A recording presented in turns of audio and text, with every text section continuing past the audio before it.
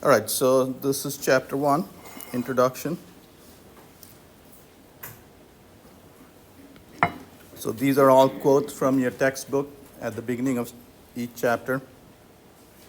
Mr. Feynman, Dr. Feynman is a sort of folk hero in the physics community. He's okay. So, and he quotes, he learned the difference between knowing the name of something and knowing something. Okay. So our goal is we don't worry about what something is called. What we want to know is how something works. Okay. That's our goal. We want to understand how things work. Physics is, in some opinions, the most fundamental of all sciences. You take any science subject, at the foundation is physics. Okay? And I'll illustrate that to you in a second. Okay? So it provides a foundation for ideas critical to other scientific fields. Okay?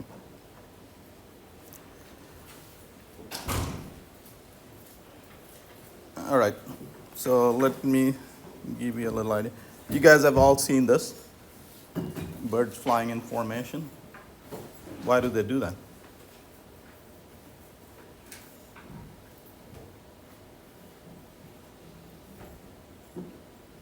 Whenever nature does something, it's always for a good reason. Yep.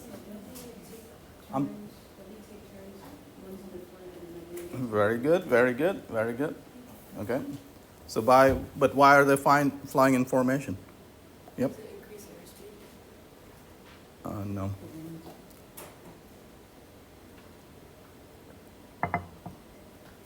Good guess, though. All right, so I'm just going to make up some numbers. Okay. And actually, I Googled this last night, and I was blown away by what I learned. But anyway, yeah. I just want to take a crack at it. To be honest, I'm not entirely sure, but doesn't it have something to do with air resistance, I think? It's got to do with air resistance. Very good. Okay, so here's the deal. And again, I'm just giving you ballpark numbers. Okay, so let's say all these fellows, if they individually flew from here to there, and it took 1,000 joules of energy for each bird. Okay?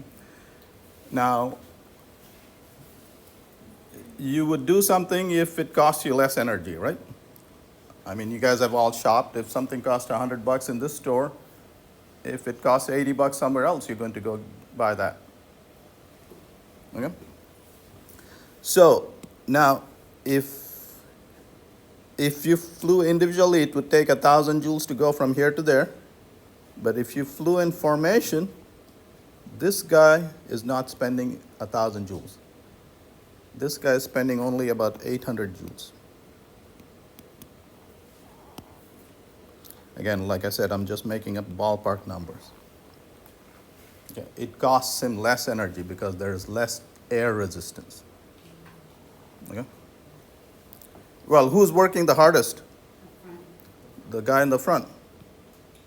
So what gives? Yep. Well, whenever they're up front, they're the ones who's, well, it's kind of like water, basically, where you go through the water on a boat, right? And it kind of creates a wake behind it where it breaks up stuff. And then in the air, it's kind of the same thing, where there's less resistance those behind it versus in front. Right. Who's going to volunteer here? That's where our friend said. That's why they take turns. Okay. Yeah, so this guy will drop back, this guy will come front, and so on. Okay. So this collective behavior, what did it do for the whole group? Individually, it saved 200 joules per person, per bird. Collectively, it saved a whole bunch. So that's why they do it. See, nature now understands physics. Okay? And this is what we're going to do in this class. Okay? Apply physics principles to stuff that happens in nature. Okay? Do you know any other place where this thing, do you see this?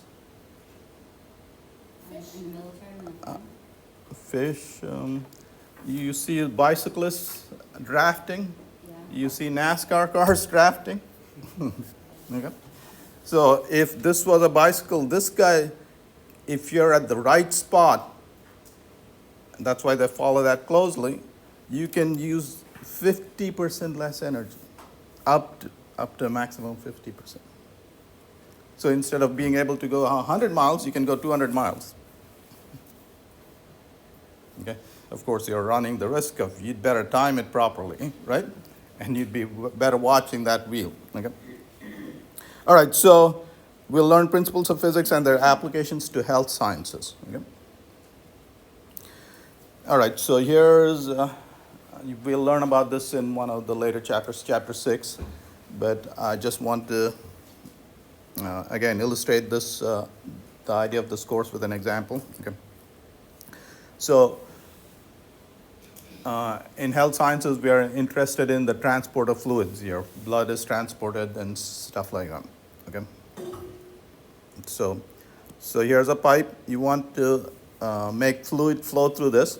Okay. So, and the flow rate just means how many gallons a minute are flowing through the pipe.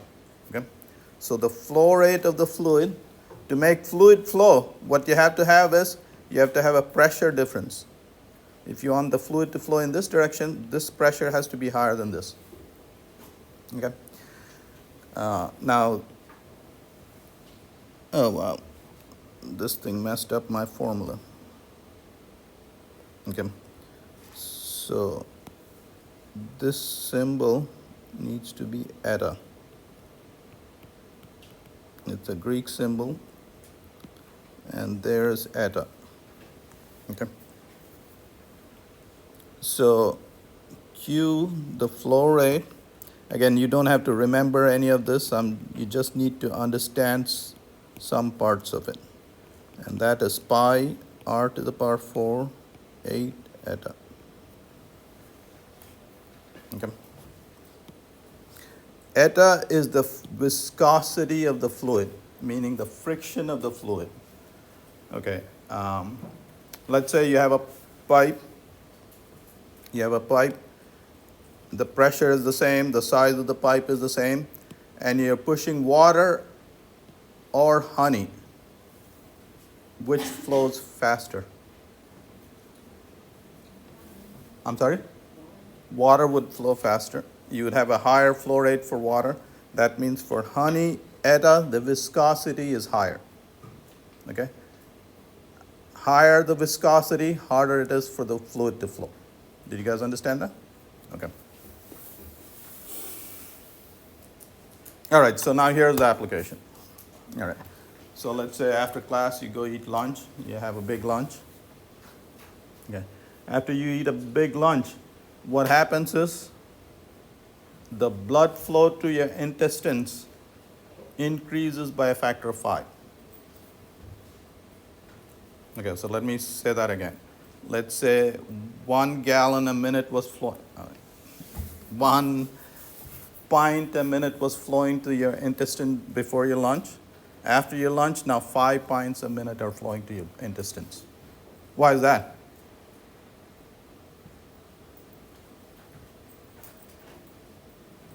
Like I said, everything done by nature is done for a very good reason. I'm sorry? I'm sorry? Why did you eat your lunch? To get nutrients, right? I mean, if you don't go gather those nutrients, where will it go? It'll go to the bathroom. So the blood rushes there to go gather the nutrients. Right? Does that make sense? Okay. So our job, this is the flow rate. Our job is to increase the flow rate by a factor of 5. Okay. Have you opened the kitchen faucet, the faucet in your kitchen? Okay.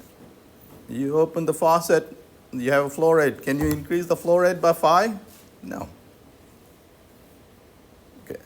How does the body increase the flow rate by 5? By a factor of 5. Okay, so let's look at this. You can increase the pressure difference. So the high pressure, systolic pressure. What's your systolic pressure? 120 millimeters of mercury, right? And diastolic pressure is 80, 120 by 80, that's 40. You want to increase the flow rate by a factor of 5. That difference is 40. 40 times 5 would be 200. You don't want to increase your pressure by that much, right? What else can you do in that formula? I'm sorry? I'm sorry? Well, there's no velocity in this expression. You guys understand the question? Everybody understand the question? This is very basic. I mean, this is very important. It happens all the time in your bodies. Okay, what is this? R is the radius of this blood vessel. The blood vessels can constrict. Yeah, right now they have to dilate. Okay, so let's see. R is that. So let's do 1.5 times R to the power 4. Okay, so what I'm going to do is 1.5 to the power 4. Use your calculators. I want you guys to do this.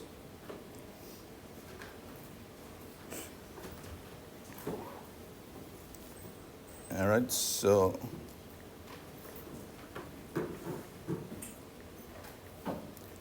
and you see 1.5 to the power 4 is 5. Okay, so here is a blood vessel with the same pressure difference. You increase the radius by 50%, and now you have a flow rate that is 5 times greater. Okay, so that's how you change flow rates in your body. Okay, so for instance, if you're exercising, what do you have to do? You have to increase blood flow rate to your muscles. This is how you do it. Okay, you increase your. So if you're a good athlete, then you are conditioning to increase your radius of your blood vessels. If you're a bad athlete like me, I try to increase the pressure as well. Okay, I have to increase my pressure a bit more than a good athlete. Okay, what happens if you have to increase your pressure? What happens? Your heart is working harder, okay, and it won't last as long. Do you guys understand that? Questions? All right, so let me show you another example. Okay. What do you see in this picture?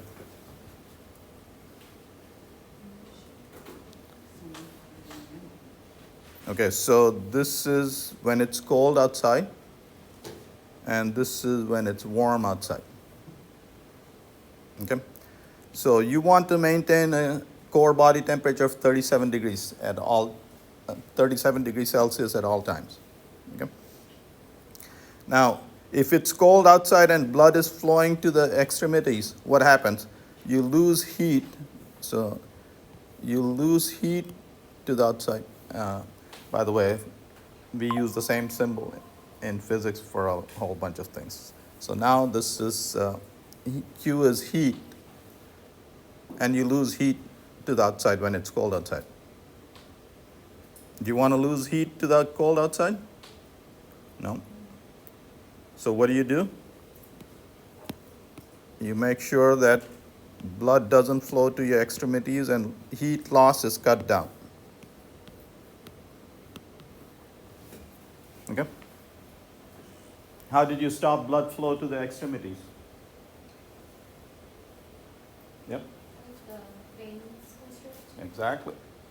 Now you just learned how to control flow rate, didn't you? By changing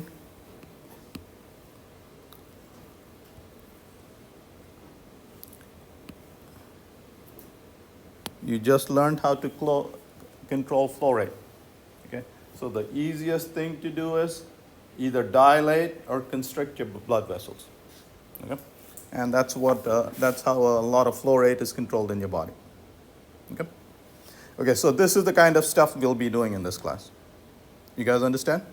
Okay, so we'll take a physics idea and apply it to health science applications. Okay? All right, so again, this is viscosity eta, okay? And that tells you. So here, let me tell you another application of this.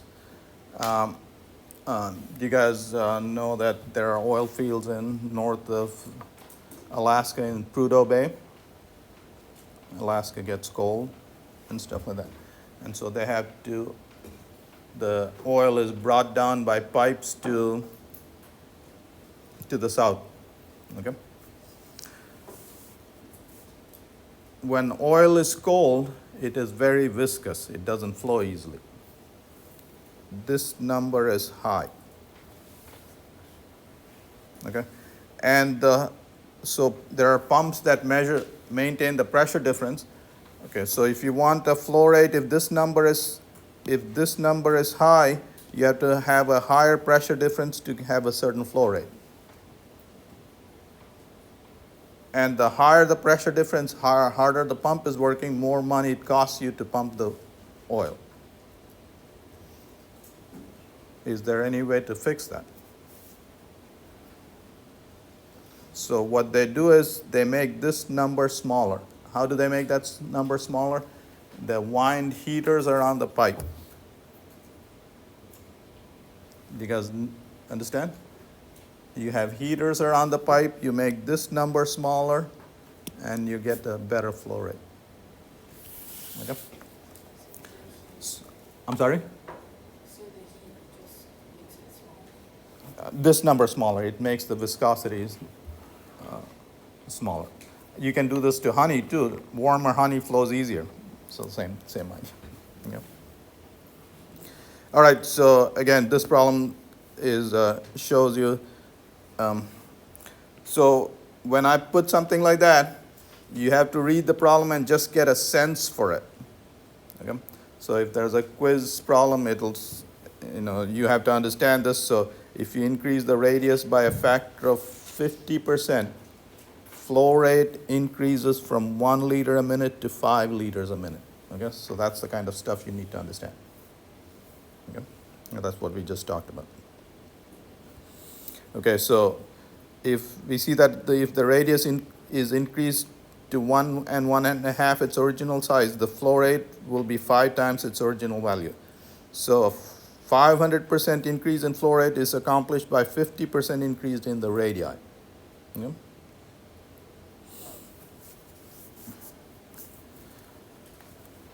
All right, you guys have heard of a subject called kinesiology? Okay.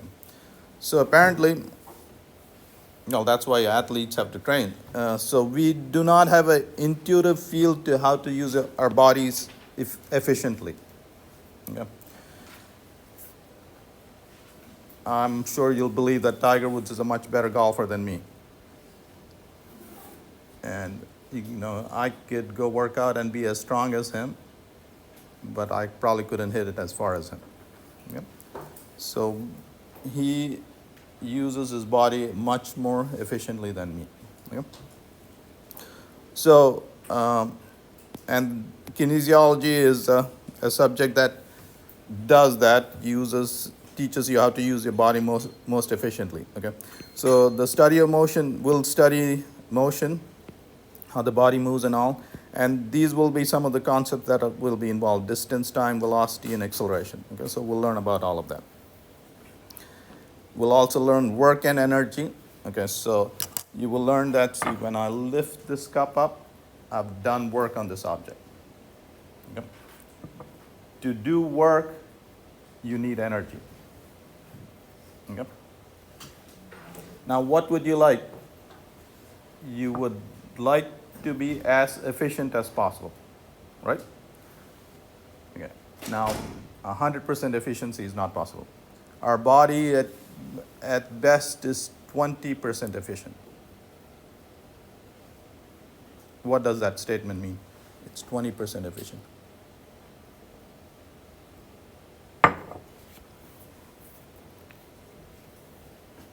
I spent 100 joules of energy to do 20 joules of work. That's what that means. Okay? When it's cold and when you shiver, you're 0% efficient. You spent all the energy and you did zero work. But that's exactly what you're trying to do then. You spend energy and you want to convert all of that energy to heat to keep your body moving. Okay?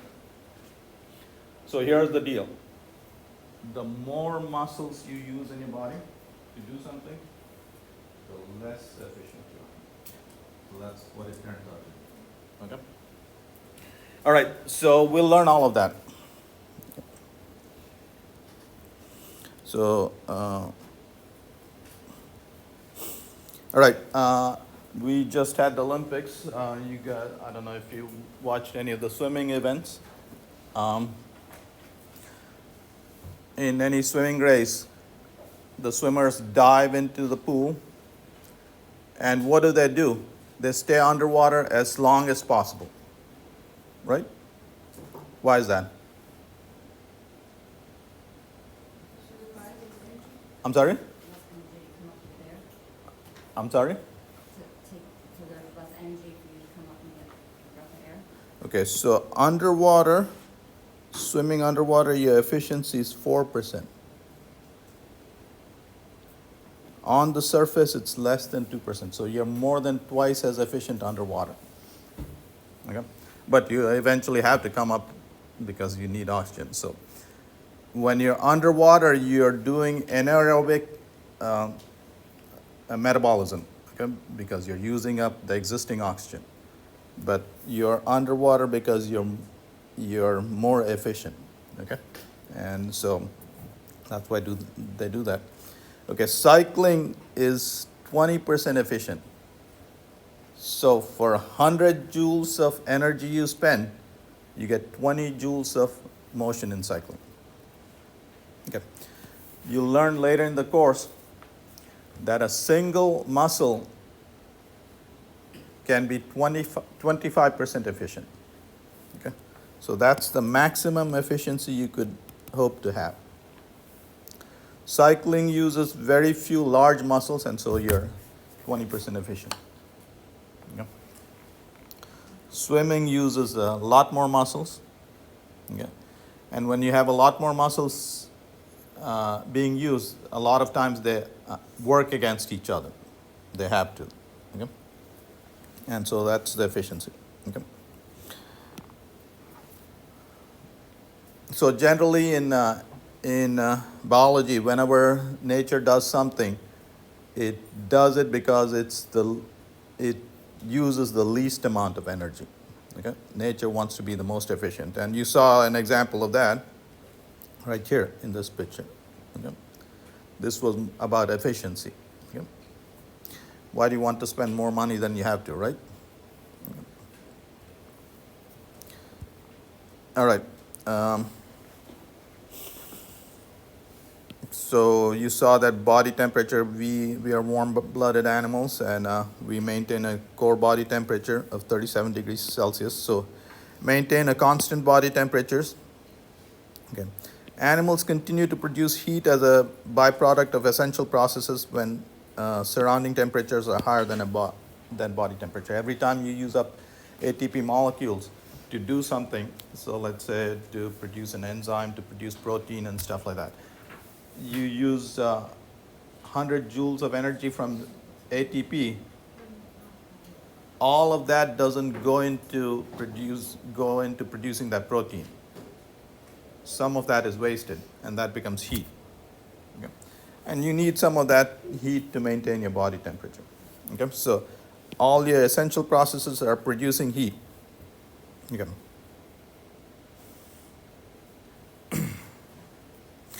All right, so your goal is to maintain that body temperature. what if you produce excess heat? So for instance, if you go for a run, you produce more heat than is needed, and your body temperature starts rising. What do? You sweat and you try to get rid of the heat. Okay? All right. So here's a thing. All right. So let's maybe talk about this right here.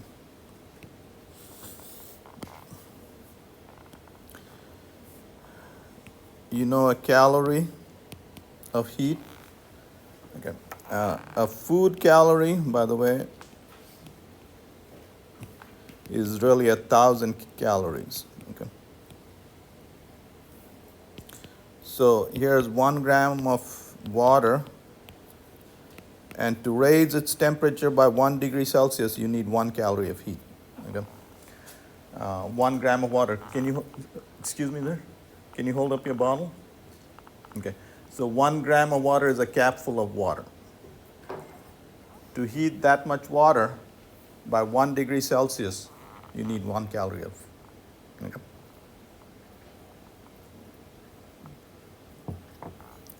Everybody understand that? Okay. Take 1 gram of water, and to evaporate it, to convert it into water vapor, what you need is 540 calories of heat. That's an enormous amount of heat. Okay? So you saw that to warm it by 1 degree Celsius, you need 1 calorie. To evaporate it, you need 540 calories. All right, so we went for a run. You want to get rid of excess heat. How do we get rid of excess heat? You sweat. Okay. Now that's just half the battle. All right, you sweat. And if this sweat doesn't evaporate, then you're up the creek. Okay, you sweat and you want to hope like hell that the sweat evaporates. And every time 1 gram of sweat evaporates, it takes away 540 calories of heat. Okay, so so here's a thought experiment. So let's say a Turkish sauna is a sauna where the humidity is 100%, or you could be in Florida, the humidity is 100%. You go for a run, you sweat. With 100% humidity, will your sweat evaporate? No, it won't evaporate. Okay? So you can't get rid of your heat. So what does 100% humidity mean? What does 100% humidity mean? I'm sorry?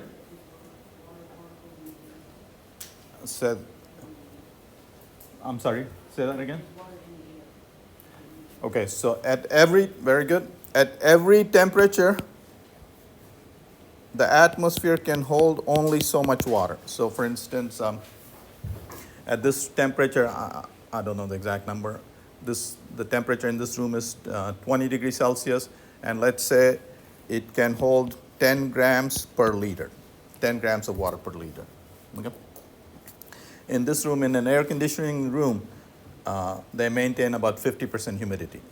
So right now in this room, there's 5 grams of water per liter. Okay, again, I'm just making up the numbers. That's what 50% humidity means. Okay? So if you want 100% humidity in this room, you would have to have 10 grams per liter. And now if you sweat in this room, since the air cannot hold more water, your sweat won't evaporate. Did you guys understand that? So in the medical field, if you have somebody with heat stroke and the humidity is 100%, how do you cool them down? I'm sorry? Ice, or you can throw them in a pool. But what if there's no, an ice bath is a good way to cool people down. But here's another trick. There is a hot person What you do is give them an alcohol rub. There's no alcohol in the atmosphere. And so all that alcohol, so as far as alcohol is concerned, what is the humidity? 0% humidity. Okay?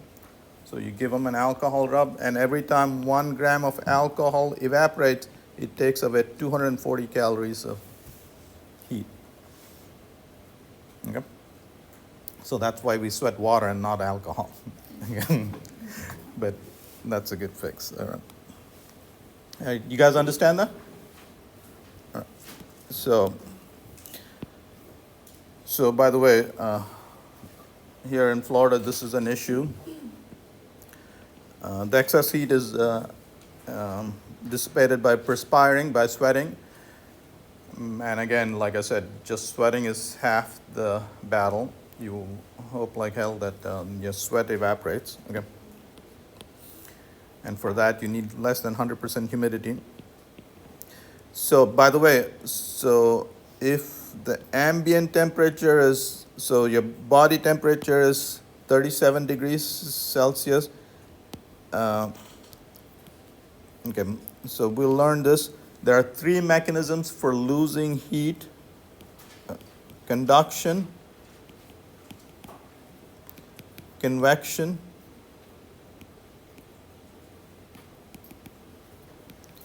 and radiation. Okay.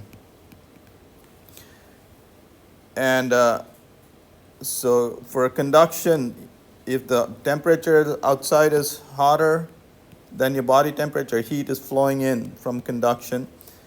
Convection won't work. Radiation also, you're getting more heat from radiation. Okay, so the only way to lose heat when the outside temperature is higher is you have to sweat. Perspiring is the only mechanism for dissipating heat when the surrounding temperature is higher than the body temperature. Okay? And again, during exercise, more than normal heat is generated, hence the body requires more cooling. Okay? So let me give you a number, for instance. Okay, you guys have seen a 100-watt bulb? That's a 100-watt bulb. You guys all know what a 100-watt bulb is. Okay. So your 100 watts means 100 joules per second. You're using up 100 joules of energy per second. All of you guys are like a 100-watt bulb. This guy probably a little more. Okay. So you're producing 100 joules of energy, heat per second. You want that heat to increase your body temperature? No. So you got to lose that heat. How are you losing that heat? A lot of times your breath, most of the heat is going away from your breath. Your breath has moisture in it. Okay, so you're getting rid of the heat that way. Now let's say we send this fellow out for a run. So he's right now a 100-watt bulb. He goes for a run, and now he's producing 1,500 joules a second. His air conditioner suddenly has to work 15 times harder. So your body is pretty amazing. Okay? So your body has to be able to do all of that. How does he do that? He's got to sweat more. He's got to make blood flow more on the periphery. Sweats more, and he hopes like hell that the sweat evaporates. Okay? So behind everything that your body does, there's physics. Okay? Yeah. So we'll do.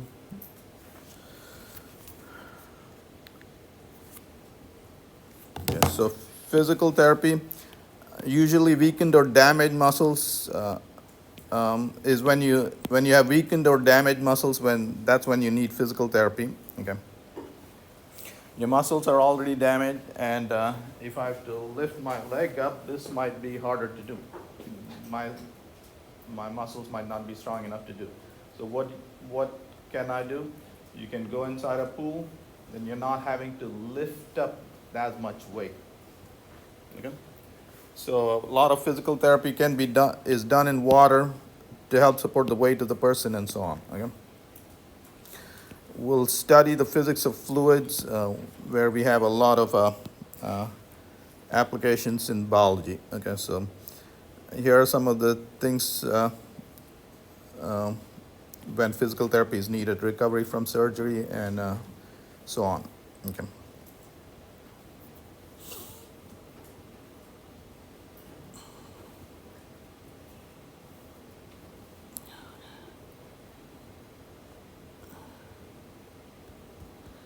Okay, I got to speed up a little.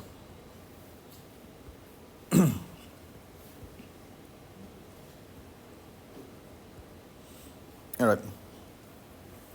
So let's go back to, again, this idea. To make a fluid flow, what you need is a higher pressure here and a lower pressure there. You need a pressure difference. Okay. Can you think of a place where you're making fluid flow all the time in your body? When you breathe air, air is flowing from inside to your lungs. When you breathe out, air is flowing out. Okay? So when you're breathing in, the pressure here is higher than inside your lungs. And when you're breathing out, the pressure in your lungs is higher than in this outside. So what are you really doing? The outside pressure is constant. So what you're doing is changing the pressure in your lungs. When you want to breathe in, that pressure has to be lower. When you breathe out, that pressure has to be higher.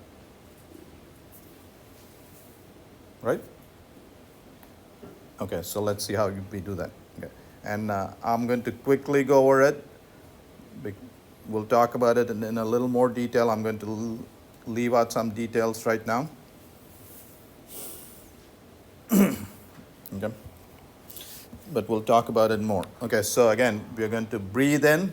So what is your goal? To reduce the pressure inside your lungs, because the outside pressure is constant. Okay? How do we do that? How do you decrease the pressure in your lungs? I'm sorry? No, so here's your thoracic cavity. Your thoracic cavity, so there's your resting position of the diaphragm.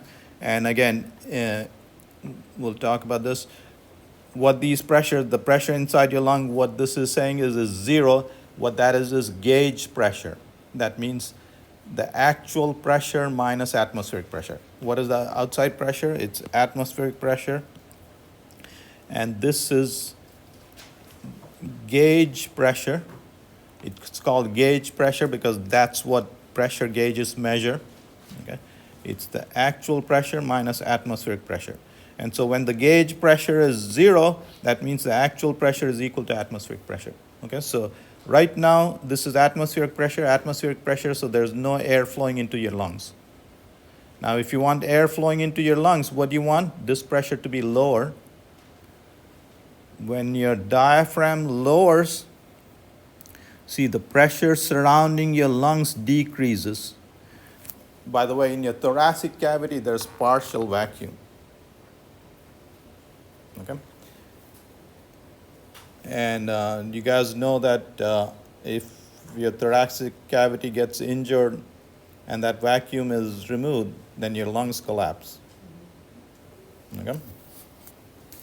All right, so you see the pressure in the thoracic cavity under normal circumstances is minus 3.4 centimeters of water.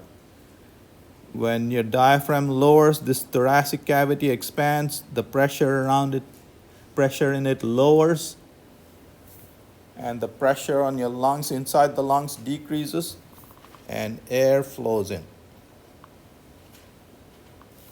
When your diaphragm goes back up, now there was excess air, the pressure inside has increased, so the pressure inside is 4 centimeters of water higher than outside, and air flows out. Okay? All right. Now we'll talk about all details later, but this is easy to remember. for fluid to flow, when you breathe in, what do you have to do? Okay, when you're not breathing, when you're not taking in air, the pressure outside is equal to the pressure in your lungs. You want to take in air, what do you have to do? This pressure, outside pressure, cannot be changed. What you have to do is decrease the pressure of air inside your lungs. Okay? You decrease the pressure, air flows in. You want to breathe out, you have to increase the pressure inside your lung when you breathe out. Okay? All right. All right. What does this guy do?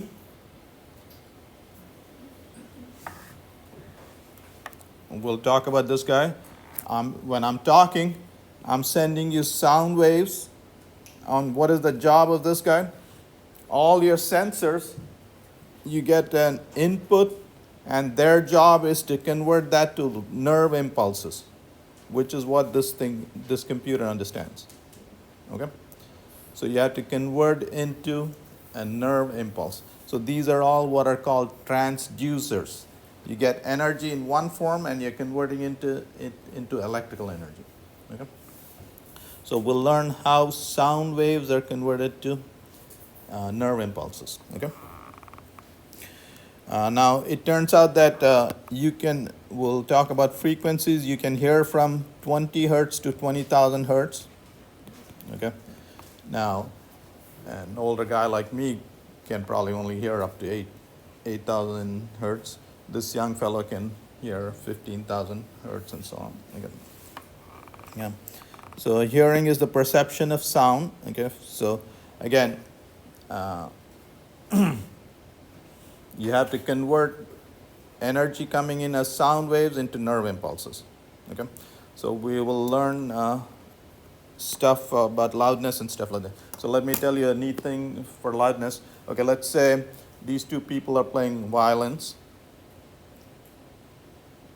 and I want to hear the sound twice as loud. So two people are playing violin. I want to hear it twice as loud. How many people would have to play the violin? I'm sorry? 4. You've been to college? That's a smart answer.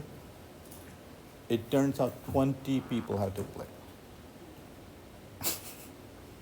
10 times as many people have to play to hear it twice as loud.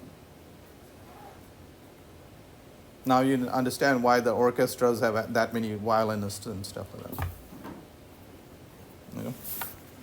So we'll learn all of that, okay? Now, a lot of you guys are here for a sonography program. So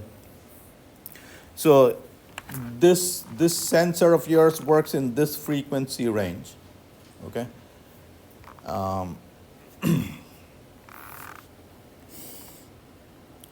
So ultrasonic scanners, they use frequencies higher than that, okay, than 20,000 hertz. In fact, ultrasonics, they work from 1 to 20 megahertz, and we'll talk about that when we get to it. 20 megahertz is 20 million hertz, okay? So that's 10 to the 6, 7, that's 1,000 times higher than what this sensors work at, okay? And the reason being, okay, so if you're using a wave like this to see stuff, the smallest object you can see is that, okay? You can see bigger objects, but you cannot see smaller objects than the wavelength. This is called the wavelength. Crest to crest distance is called the wavelength of the wave, okay? So if you want to see smaller and smaller objects, you have to use waves of smaller and smaller wavelength, okay? So that's why you use higher frequency stuff, okay? Now what's happening is you sent an ultrasonic pulse. By the way, this produces the ultrasonic waves. This is the sensor, speaker, and microphone. It produces the waves and it listens to the waves as well. So the waves are sent, which reflect off of various parts, and we'll talk about why they reflect.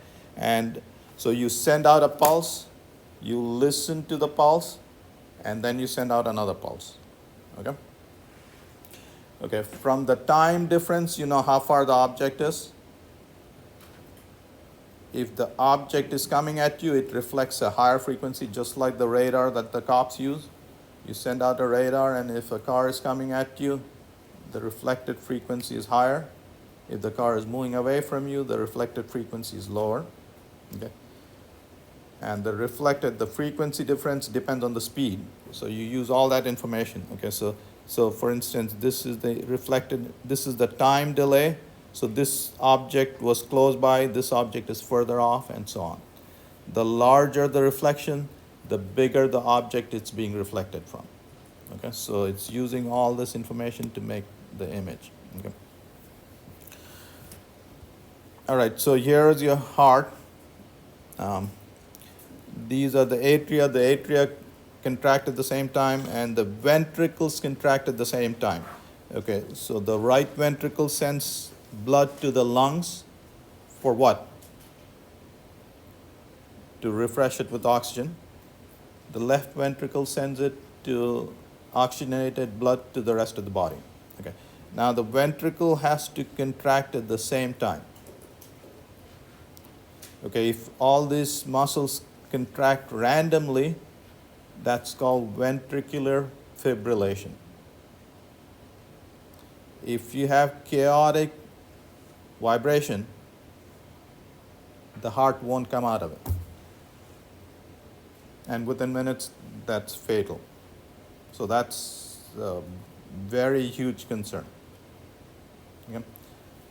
To get the heart out of ventricular fibrillation, what do? Yeah, you shock the heart. Okay, so you pass a larger current. Okay, so in electrical safety, if a small current passes through the heart, and you learn about this, 15 microamps. Okay, so if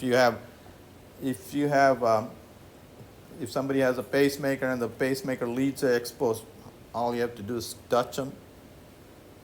A small current passes directly through the heart, and you can send them into ventricular fibrillation. Okay, so we'll learn about that. Okay. So here's a electrocardiogram. This is okay. So to make a muscle contract, what you have to do is depolarize it, send it an electrical signal, and so this is the electrical impulses that go on around in the heart. Okay, so the heart has to beat in a sequence. This fires first, and then once the atria contract, and then the ventricles contract. Okay, so this is a signal that shows that the heart is beating properly. Okay, so we'll learn about all these signals that show us good health. And when you don't have proper signals, that's indicative of some problem. Okay, so right now, if I take my glasses off, this fellow is a blur. Suddenly, this thing fixed it. Okay, so for instance, without my glasses, I can't see past this point. So what did these glasses do? Took that object and presented me with an image here. And now my eye could take over. Okay? So, more than half this class wears glasses. We all have a problem, if not glasses and contact lenses. So, the idea is the following. Okay, your vision can work only when an image is formed on the retina. You have to form a sharp image on the retina. Okay, so for my eye, and by the way, your eye can adjust its focal length because I can focus this guy and I see there, I can focus that person. Okay, so your eye is very, you've taken pictures on a camera. If you're trying to focus, you have to, even good photographers, it takes them quite a while to adjust the focal length so that different distance objects are focused. You can turn your head anyway and instantly it's focused. Okay, so your eyes. Okay, what you want to do is form a sharp image there. Okay, my far point is this far away. Okay, I can't focus past this. So if you have a far off object, what we do is use a concave lens, and it'll form an image within my far point. And so I can see this. So a myopic eye, the image is focused in front of the retina, and a concave lens will fix that problem. Okay? Again, we'll learn all of that.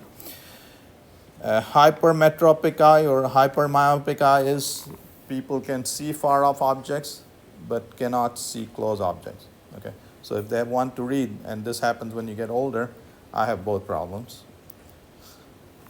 I would have to hold my book there, that far off. Okay?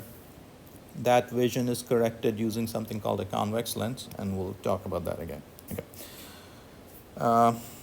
You have all kinds of electromagnetic waves. All right, I'm going to turn on the quiz, and you guys can take the quiz now. Okay. You know the use of X-rays and so on. Okay. Or do you want to take the quiz first thing next class? I'm sorry? Okay. So let's finish this lecture then. Okay, so a myopic eye is when you cannot see far off objects. Okay? And a hypermyopic eye or hypermetropic eye is you cannot see focus close by eyes. Okay? Close by objects. Okay. Electromagnetic waves, we use them quite a bit. They're called electromagnetic waves because they have both electric fields and magnetic fields in them. Okay? And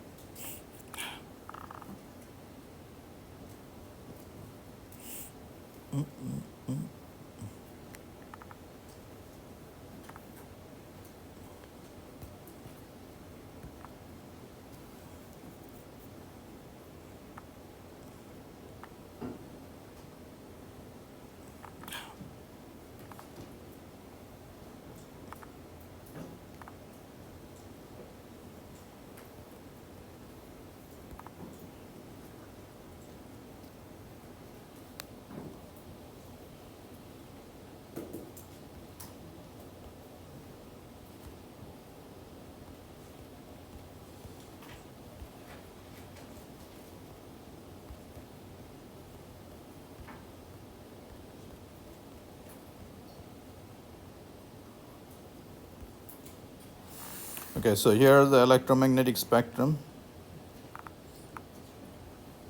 So these are all different kinds of waves. Let's see, let me do a better one.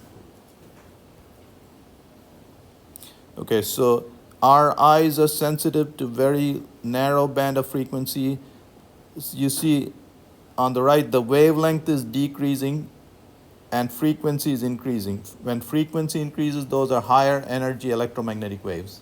Okay, so these are ultraviolet, X-rays. X-rays are high energy electromagnetic waves.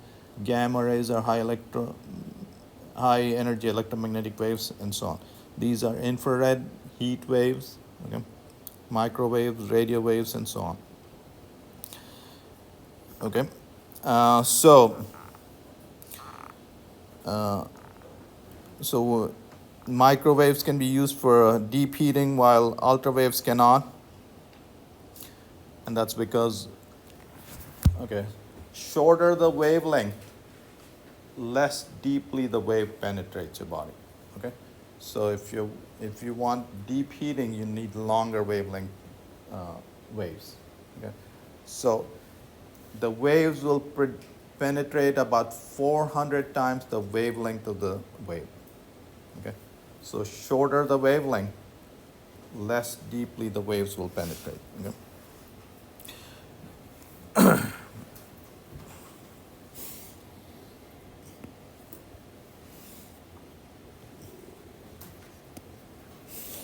Okay, so I'll quickly, you guys have all seen a model of the atom. Okay, so here's an atom.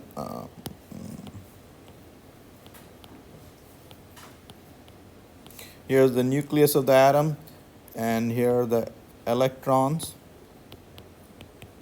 So here is the lithium atom. That's the first in the periodic table on the second row, the first column. That's the lithium atom. It has 3 electrons.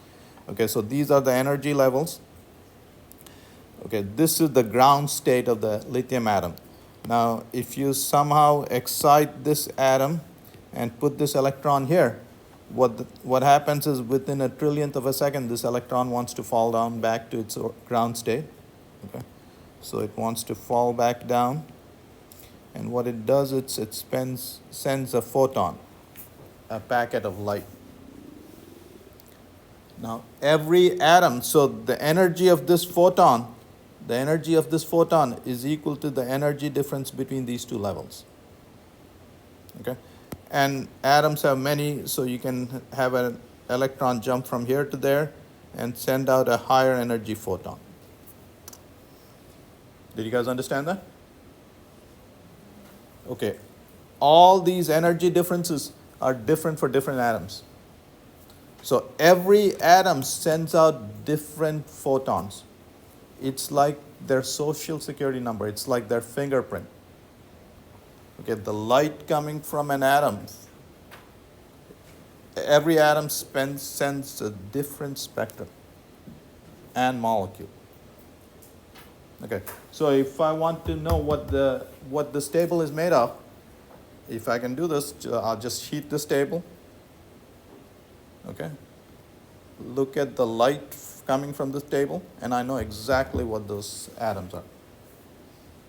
That's how we know what is in the atmosphere of the sun. Has anybody gone to the sun? No. So you look at the light coming from the sun, okay? You look at the frequencies, and from the frequencies, we know exactly what's in the stars. Okay? And you can do this so let's say you have to do a toxicology analysis. You can heat those molecules up and know exactly what that is. Okay, so that's spectral analysis. Okay, so for instance, okay, so this is transmittance. You're passing light through the substance, and that light is being absorbed. Okay, so specific substances can absorb only specific frequencies, and that's how you can identify them. Okay. X-rays are short wavelength, and these are X-ray images, and you know the use of the X-ray images in our body. Okay, so we'll talk about motion, and all those quantities that we talk about will involve length, mass, and time. So these are some of the basic quantities that are involved, and we'll be using their measurement. Yep. Are we taking the quiz next Tuesday or next class? I guess next Tuesday, first thing in class. Okay. So All the right. quiz is going to be on what we discussed today. What we just discussed. But I'm going to go to my office and turn on the exam. You'll have till midnight Monday to do the exam on the first chapter. Okay? All right. Hopefully that gave you a flavor for the chapter, for the course. Okay?